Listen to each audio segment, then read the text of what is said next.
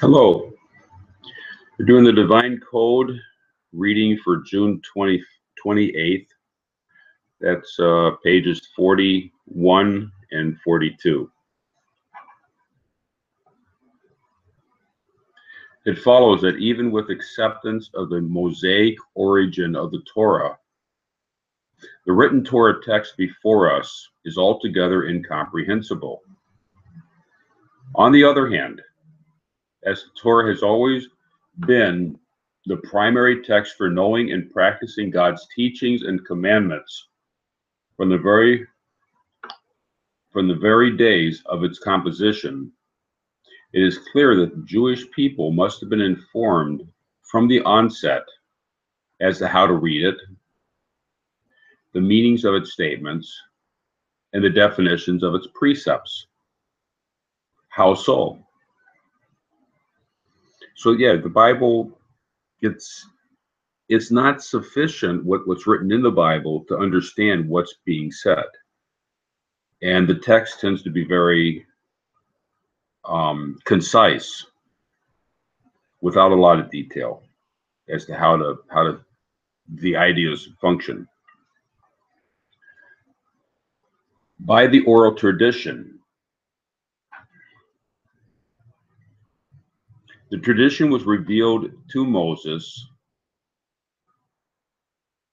and transmitted by him to the nation, and thereafter passed on from generation to generation. This is called the oral Torah and is specifically not recorded in formal written text until much later in the Talmudic and Midrashic writings. So there was exclamations that would have been given as to how to read the Torah, how to read the first 5 books of the Bible. Without that exclamation, there'd be no way to really understand what's being said.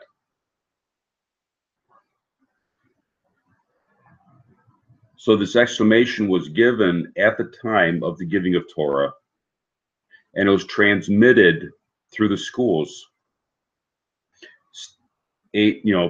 throughout the centuries and throughout the millennia. A number of texts discuss the reasons for the divine injunction to keep this as an oral tradition,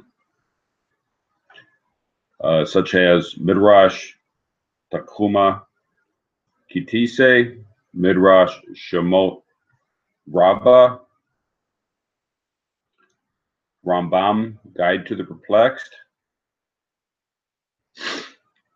beginning in chapter 71 of part 1, Rabbi Yosef Arbel, Sefer Ha'ikram,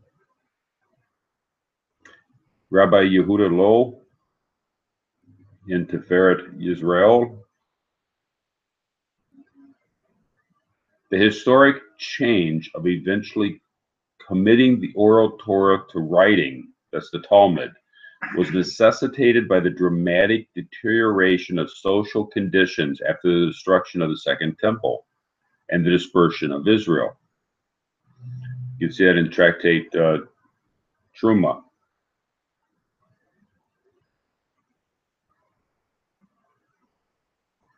Timora, I'm sorry.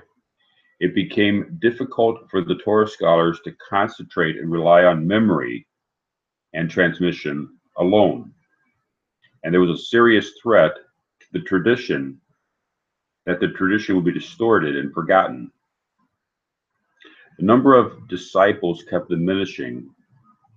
Even new calamities came about. The Roman government expanded in the world, becoming ever stronger, and the Israelites wandered and became dispersed to the ends of the world. He, that's Rabbi Yehuda the Prince, therefore composed a highly condensed work, the Mishnah, to be available to all, and that they would be able to study it speedily, and the vast amount of details would not be forgotten. It's explained in Rambam, the introduction to his Mishnah Torah. The continuing deterioration of social conditions necessitated the composition of the Talmud and the later rabbinical commentaries and codifications in order to preserve the understanding of the oral Torah for subsequent generations of Jews. So what happened was, while Israel was functioning as a unit together in one place, they had schools, they had learning that was going on in such an intense manner that they were able to keep the oral traditions going. They had a certain level that they were able to. They reached a threshold where they were able to keep the traditions working through their schooling system and through their study institutions. And with the Roman dispersal, with the Roman exile, the Jews scattered, and there was a concern that it would be similar to the 10 tribes scattering, that they would be dispersed to the point where they would be stretched too thin, and the learning would be stretched too thin, that over a course of generations, they would not maintain the understandings of the oral tradition. Therefore, they had to take a lot of the oral tradition and write it down in order to remember and to have, to be, when you look at a written book of a subject, you're able to remember what's being taught. You can go back to it. Your next generation can go back to it and remember it. It becomes a marker that references, and you're able to keep. There's a lot of other things that are also part of the oral tradition. This is a condensed version of the Mishnah is a condensed version, and even the Gemara is a condensed version of the oral tradition. But it allows the person studying it to remember so much more. And that was the purpose of having it written down. The oral tradition includes the specific explanations of the written Torah. In reality, though, as the Torah is divine wisdom, it reflects the infinity of God. So the oral Torah, it's a connection. It's a mechanism that's used to attach the student into this infinite wisdom that goes way beyond the mere writing. The same way the written Torah, the 5 books of Moses, does the same thing. And this is an extra boost, an extra stage to the rocket that takes the person into infinity, and necessary for the sake of the exile to do it this way. The sages expressed this in terms of the Holy One, blessed be He, and the Torah are one. So we're going into infinity, and the Torah is a connection into the infinity that Hashem, it's all part of the same higher level, that connecting into the Torah is also connecting into God.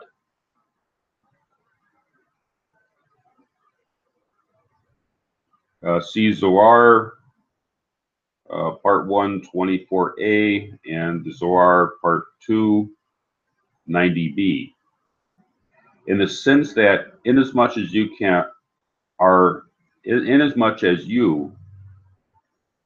are within them, the divine attributes which transcend creation, whoever separates one from another of these 10 attributes, which includes the divine wisdom, it is considered as if he had effected a separation in you. God forbid. Kum Zohar, Introduction 2, Part 2. So to try to separate these ideas out, it can't be separated out. It's all connected.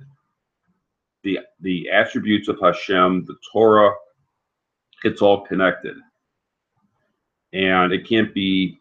So therefore, to attach into one area is to attach into the entire thing.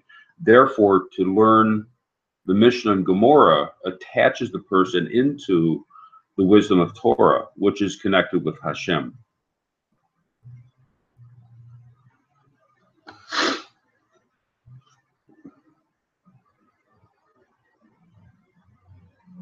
This measure is longer than the earth and wider than the sea.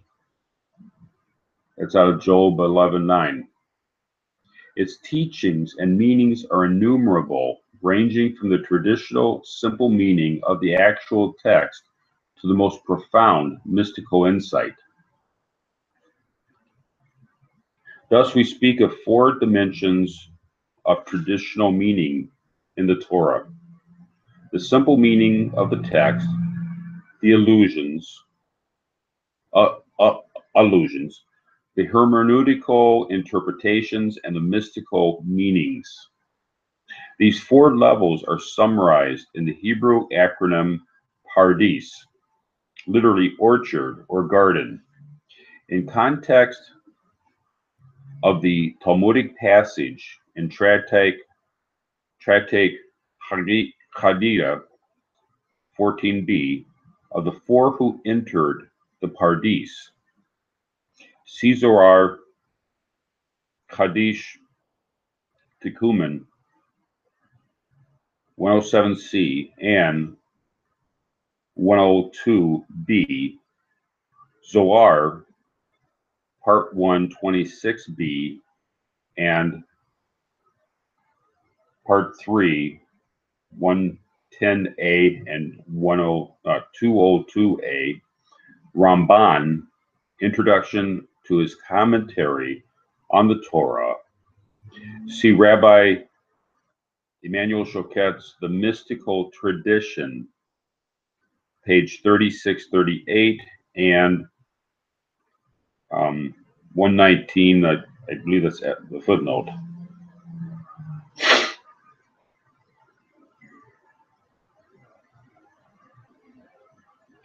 So there's many different levels of understanding in the Torah. There's the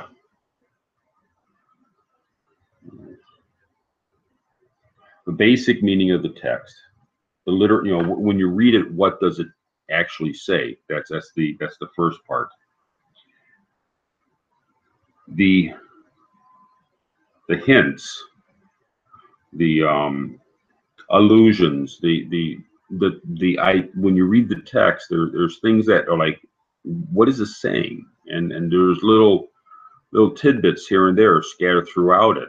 These gems are, you look in it and you just find, like, why is it written in a certain way, or what is this supposed to mean? And those create questions that allow the reader to go further. It allows a foothold to go further, and it gives places to search. The hermeneutical exclamations is the darash, what is it we're learning from it? Once we have the questions, okay, now what are we learning from this?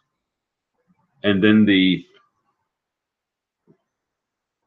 mystical meanings go beyond the basic teachings and into the more deeper spiritual, beyond what we would normally be reading in the text. What is the the spiritual aspects of the text?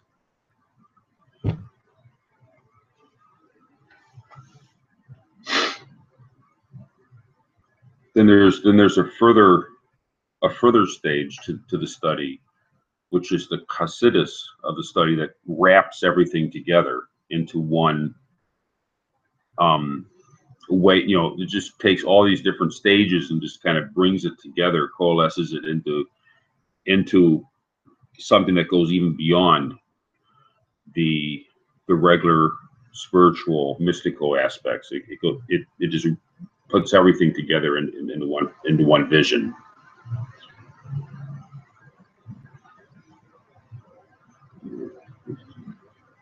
Moreover, the teachings of the Torah apply to all circumstances and conditions, at all times and in all places. Thus, it would be impossible to contain this infinity in the finite depository. The Torah reaches into infinity. How is it possible that a written text that's by definition finite? You know, if I were to read the book of Charles Dickens, it's finite. If I were to read a book on math, it's finite. But if I read the Torah, it's infinite. So how is it possible that something infinite is written in a book?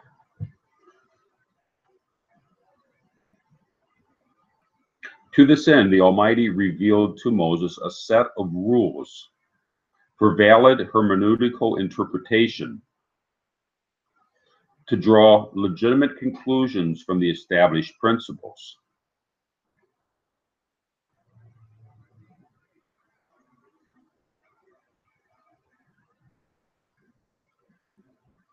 These rules underline the rabbinic analysis and discussions in the Talmud and later writings that explain how practical codifications and rulings are in concordance with God's will.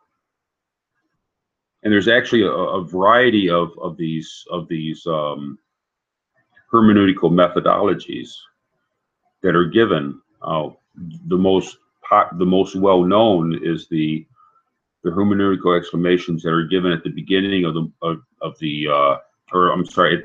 it's actually at the end of the morning davening before chakras. There's a list in the regular sitter that explains these, and they're, at first reading, they seem very odd, but it's a system, and it said that this system was given to Moses.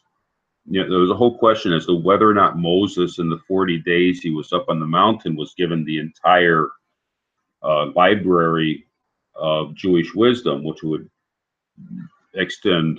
It would be an enormous library if he was taught that, or if he was taught the system by which these things can be learned. Or it may have been a combination of some things that he was told and other things he was given the system, so that over the centuries and over the millennia, there's a constant unpacking of this infinite Torah.